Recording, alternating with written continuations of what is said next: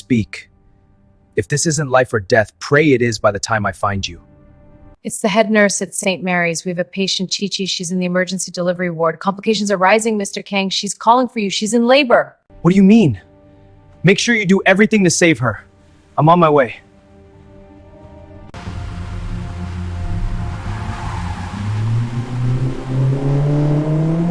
Hello, nurse.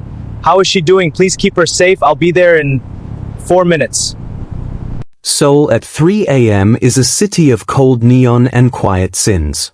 In the penthouse of the Schiller Tower, Kang Minho sits in a designer leather chair that feels like a throne of ice. The city lights flicker below him like dying embers. For 8 months, this silence has been his only companion. Since the day he pushed the divorce papers across the mahogany table to Shishi, he has lived like a ghost in his own empire.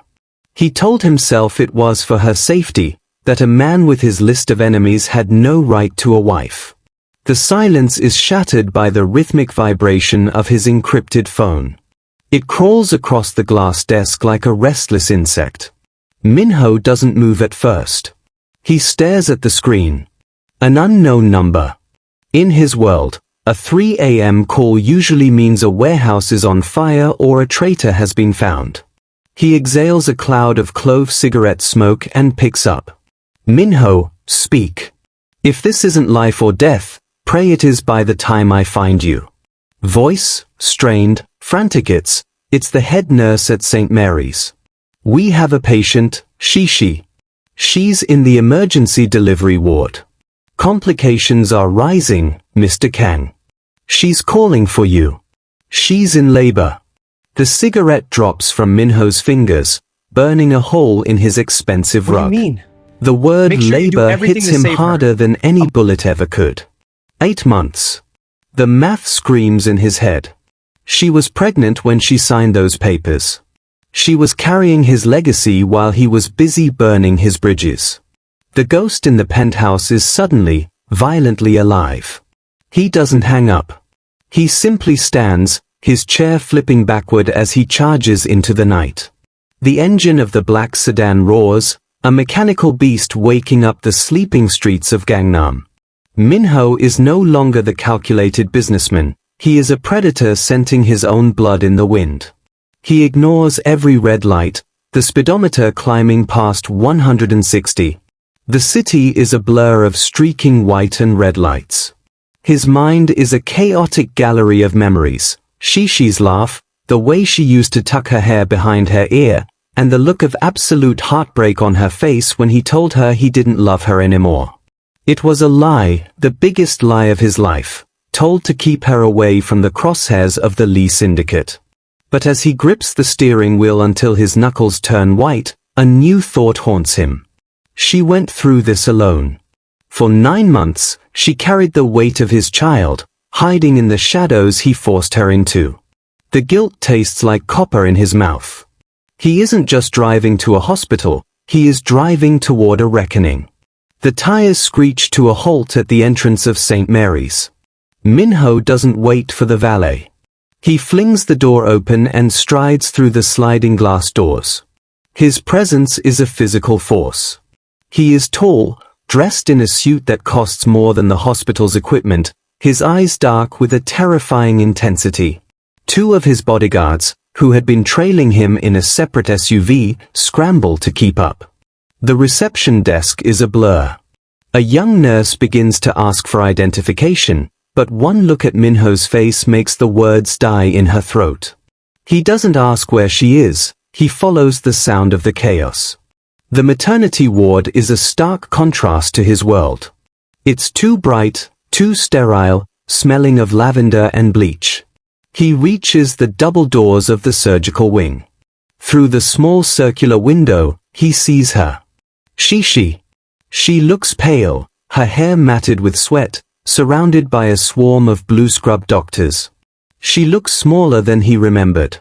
So fragile, yet carrying the entire weight of his world. Minho, to the head doctor, if a single hair on her head is harmed, I will burn this building to the ground with everyone in it. Move. I'm going in. They try to stop him, citing protocol and sterility, but Minho pushes past them like they are made of paper. He dons a surgical gown over his suit, his movements jagged and raw. He reaches her side and grabs her hand. Her skin is burning. Shishi's eyes flutter open, unfocused and clouded with agony. When she sees him, a sob breaks through her lips, not of joy, but of exhausted relief. Shishi, you weren't supposed to know. I was going to handle it. Minho, sure, don't speak. You've handled enough on your own. I'm here now. I'm not letting go. The monitors beep frantically. The doctors are shouting about blood pressure and heart rates. Minho doesn't look at the monitors. He looks only at her. For the next 4 hours, the King of Soul's underworld is reduced to a footstool. He endures the crushing grip of her hand as a contraction hits. He wipes her brow with a cool cloth. He listens to her screams, and each one feels like a localized earthquake in his chest. He realizes that all his power, his money, and his guns are useless here. He is at the mercy of life itself. The room goes silent for a heartbeat that feels like an eternity. The tension is a physical weight, thick enough to choke on. Then, a sound pierces the sterile air. It isn't a scream or a shout.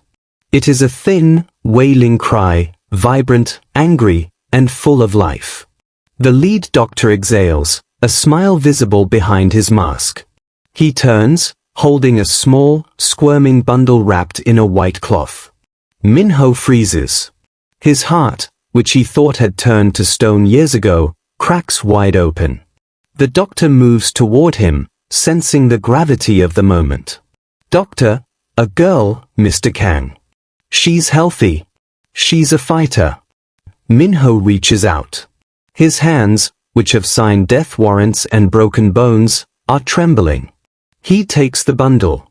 She is so light, yet she feels heavier than anything he has ever carried. He looks down at the tiny, wrinkled face, the tuft of dark hair, and the way her small fist catches the lapel of his gown. Minho, a whisper, barely audible Nora. Your name is Nora. He looks back at Shishi. She is exhausted, her eyes half closed, watching him with a mixture of fear and hope.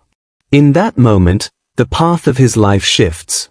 The Mafia empire, the rivalries, the blood, it all pales in comparison to the tiny heartbeat thrumming against his chest. He leans down, kissing Shishi's forehead, then the baby's. The war is coming, he can feel it in his bones, but for the first time, he knows exactly what he is fighting for. The hospital room is quiet now, save for the rhythmic hum of the monitors and the soft, rhythmic breathing of Shishi as she finally succumbs to exhaustion. Minho does not sit. He stands by the window, silhouetted against the gray dawn breaking over the Seoul skyline. In his arms, Nora is a tiny, warm weight, a living miracle in a life defined by death. He looks at his reflection in the glass. He sees the expensive suit, the cold eyes, the hands that have done unmentionable things. He looks like a king, but he feels like a man standing on a crumbling bridge. He realizes that his protection was a lie. He thought pushing Shishi away would keep her safe, but it only left her vulnerable, alone in a hospital bed while he sat in a lonely penthouse. He looks down at Nora's sleeping face. She is innocent, a blank page, but she carries his blood. That blood makes her a target. Minho, whispering to Nora, they think you are my weakness. They think they can use you to break me. They don't know you are the only reason I have left to be a monster. He touches her tiny cheek with a scarred finger. In that moment, he makes a silent, ironclad vow. He will dismantle the world he built. He will burn every bridge that leads to his past. But first, he will ensure that anyone who even looks at this room with ill intent will never see the sun rise again. The Mafia boss isn't retiring, he is going to war for the last time. Minho's instincts are like a shark's, he senses blood in the water long before he sees it. As he steps out of the room to get a glass of water, he notices a man at the far end of the hallway. The man wears a janitor's uniform, but his gait is wrong. He moves with the heavy, balanced stride of a soldier, not the tired shuffle of a worker. Minho doesn't reach for a weapon, he simply stares, his gaze a physical weight that forces the janitor to turn away and disappear into a stairwell. Minutes later, his phone vibrates. It's a text from his lead scout, a man who lives in the digital shadows of Seoul. Sunwoo knows. He's been tracking the hospital's emergency calls. He knows about the girl. Minho, let him know. Tell Sunwoo I am waiting. Minho returns to the room and wakes Shishi gently. His face is a mask of calm, but his eyes are frantic. He knows the hospital is no longer a sanctuary, it is a cage. Lee Sunwoo, a man who enjoys the scent of fear, is already closing the net. Minho's men begin to fill the hallway, their hands hidden inside their jackets. The air in the maternity ward grows heavy with the scent of an impending storm. The escape is a precision operation. 3 identical black SUVs pull up to the basement exit. While decoys lead Sunwoo's scouts toward the city center, Minho personally drives the third vehicle, heading north. Shishi sits in the back, clutching Nora to her chest, her eyes wide with a mix of terror and confusion. They wind through the narrow, mist-covered roads of the Bukhansan Mountains until they reach a gate of reinforced steel. The Iron House is a fortress disguised as a luxury villa. It is surrounded by high walls, thermal cameras, and 50 of Minho's most loyal soldiers, men who eat and sleep with their rifles. As the gates hiss shut behind them, Shishi finally speaks. Shishi, is this our life now, Minho? A beautiful prison? Is she going to grow up behind bulletproof glass? Minho, it's temporary. I need you safe while I clear the board. Shishi, you said that 2 years ago. And look where we are. Minho has no answer. He walks to the window and looks out at the dark forest. He is a man who thrives on control, but for the first time, he feels the walls closing in. He isn't just protecting them from Sunwoo, he is protecting them from the shadow of the man he used to be. Inside the fortress, the air is thick with tension. Minho spends his nights in a room filled with monitors, watching the perimeter. On the third night, a file arrives on his secure server. It contains photos of a meeting in a dim basement in Gangnam. His heart stops when he sees the face in the grainy image. It's Ken, Shishi's ex-boyfriend, a man she once trusted before Minho entered her life. He is sitting at a table with Lee Sunwoo, pointing at a map of the mountain roads. Ken wasn't just a ghost from her past, he was a spy.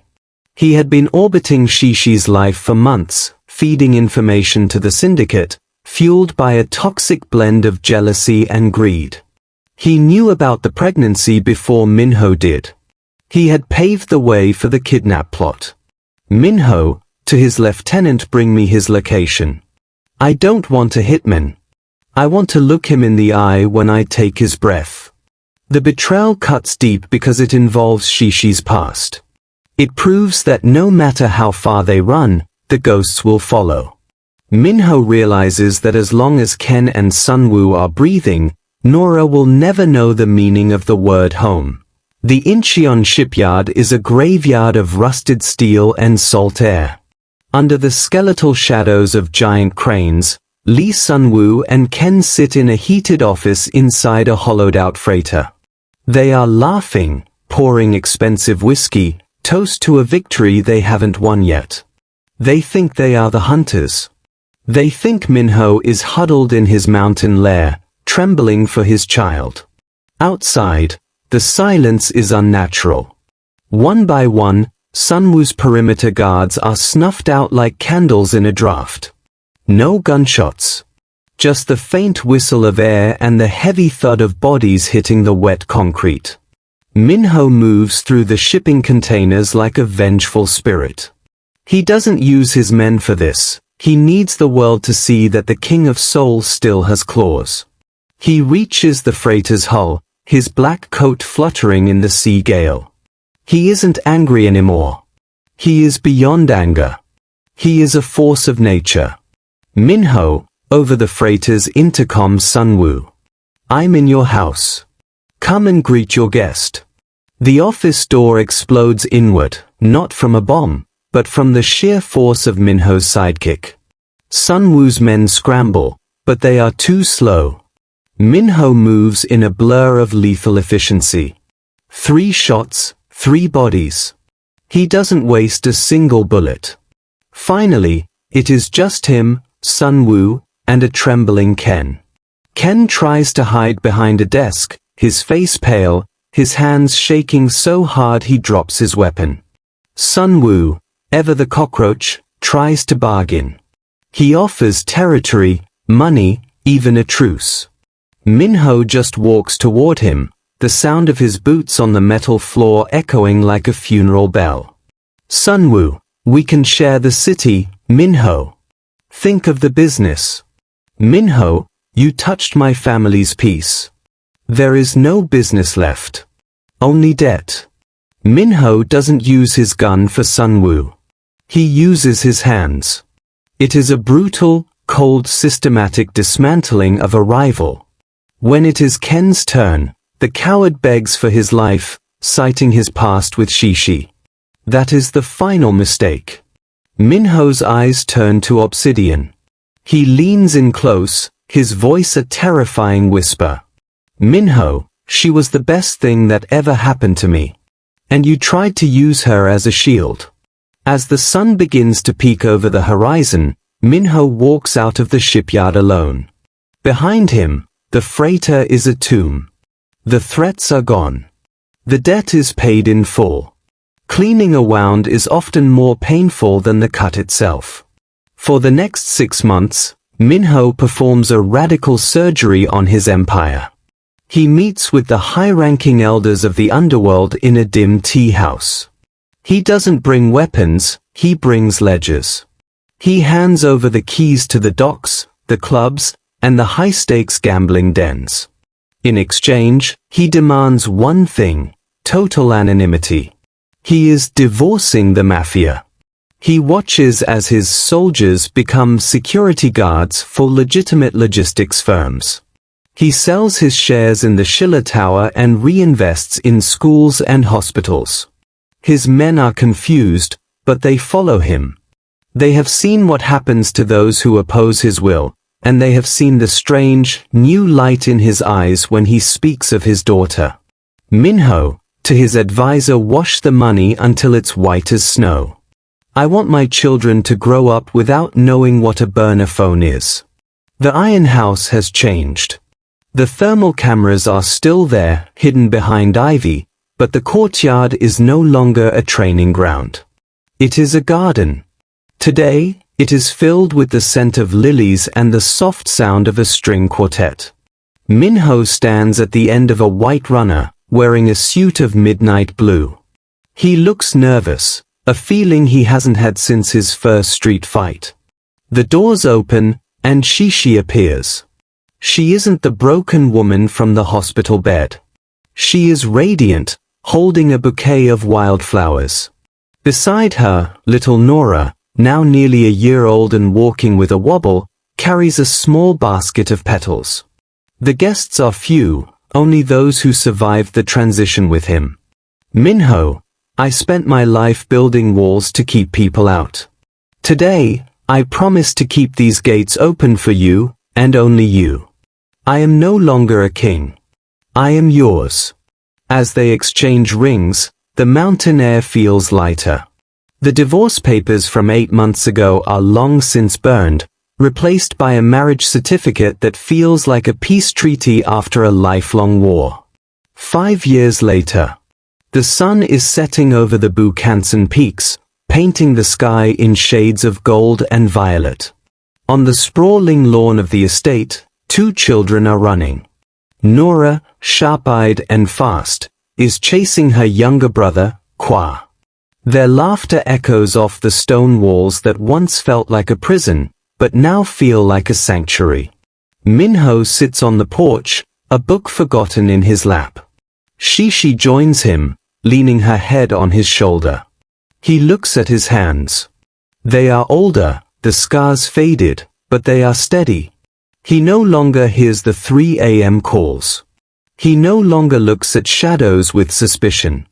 He realizes that true power wasn't in controlling the streets of Seoul, it was in the quiet moment when his son falls asleep on his chest, or when his daughter asks him to tell her a story. Shishi, what are you thinking about? Minho, about how lucky I am that I answered the phone at 3 a.m. The screen fades to black as the family heads inside for dinner. The king is gone. The father remains. The cycle of violence has finally been broken by the simplest force in the world, a daughter's first breath.